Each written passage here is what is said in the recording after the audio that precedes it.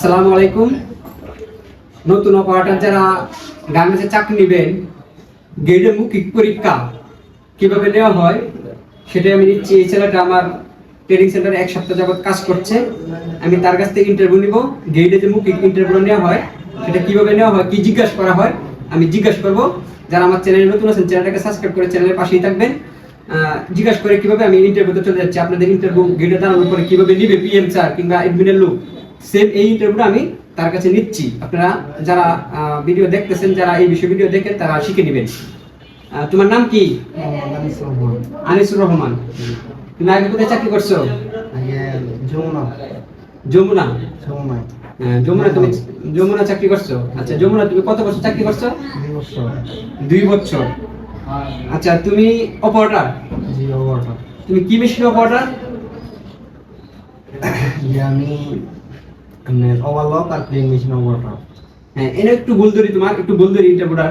মানে ওভারলক মেশিনে মানে থামলে ধরছে, থামলে হবে না, বলতে হবে কি আমি ওভারলক প্লেন মেশিন চালাতে পারি স্যার, এরকম ওভারলক প্লেন মেশিন চালাতে পারি স্যার, এভাবে বলতে হবে।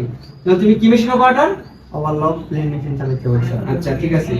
ওভারলক তুমি ওভারলকে কি প্রসেস পারো? ওভারলকের আপনার পারি সে সাইড ইনসিম, তারপরে সে ফরম জয়েন্ট, সে একটু ভুল হয়েছে, যেমন জিজ্ঞাসা বলতে হবে এইভাবে। ওভারলক মেশিন কি পারি? Side, slip joint, hip joint, এরকম একদমই বলতে হবে। একদমই বলো কি কি পারো তুমি? Side inseam, form joint, back joint. Side inseam, form rise, back rise, ঠিক আছে, এইভাবে বলতে হবে। আচ্ছা, তুমি সাইড কত পিস পারো প্রতি ঘন্টা? Side 90 piece. 90 পিস। আচ্ছা, তুমি কি আর কোনো মেশিন চালাতে পারো? জি, লেভেল যে প্লেন মেশিন চালাতে পারি। হ্যাঁ, প্লেন মেশিন চালাতে পারো। প্লেন মেশিন তুমি কি প্রসেস পারো? প্লেন মেশিনের pocket joint, moon joint, cap joint, তারপরে সে লেভেল টপসিং। আচ্ছা, ভালো কথা, তুমি প্রসেসটি সুন্দর করে বলতে পারছো। এখন তুমি যে প্লেন মেশিন চালাও, প্লেন মেশিনের সুতা কয়টা? প্লেন মেশিনের সুতা আপনার দুইটা। দুইটা। আর একটা কিসের? একটা হইছে আপনার শুয়ের সুতা, আর একটা ববিন। রাইট, তোমার এটা ঠিক আছে।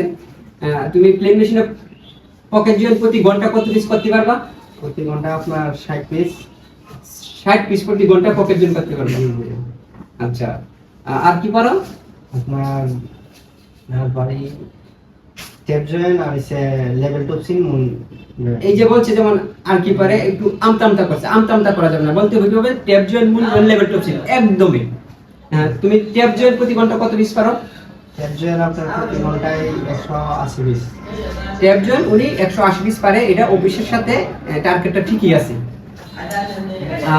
তুমি কি পান খাও? জি না। হ্যাঁ, ঠিক আছে। এইভাবে সেম এইভাবে আপনার সঠিকভাবে মানে এডমিনের লোকজন ইন্টারভিউ নেবে।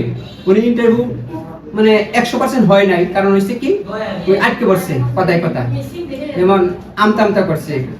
কিভাবে জিজ্ঞাসা করলে বলতে হবে, এভাবে বলতে হবে, এই তুমি কি মেশিন অপারেটর? স্যার আমি হচ্ছি ওভারলক প্লেন মেশিন, দুইটাই চালাইতে পারি।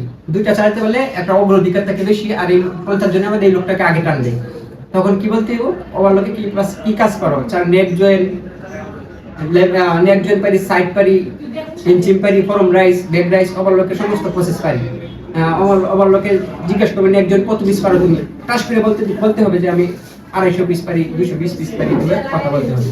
প্লেন মেশিনের কথা যখন জিজ্ঞাসা করবে, প্লেন মেশিনে কি কাজ পারো? Pocket joint, moon joint, tap joint, facing joint, zipper joint, এরকম ভালো ভালো প্রসেস আছে। তখন জিজ্ঞেস করো ফট করে তুমি পকেট জয়েন্ট কত পিস পারো, মুখের উপরে বলে দিতে হবে পকেট জয়েন্ট আমি 60 পিস প্রতি ঘন্টায় দিতে পারি, কোনো আটকাটকি করা যাবে না। এইভাবেই গার্মেন্টসে গেটে দাঁড়ানোর পর মুখিক একটা ইন্টারভিউ নিয়ে থাকি। যারা আমার এই চ্যানেলে নতুন আছেন চ্যানেলটাকে সাবস্ক্রাইব করে চ্যানেলের পাশেই থাকেন।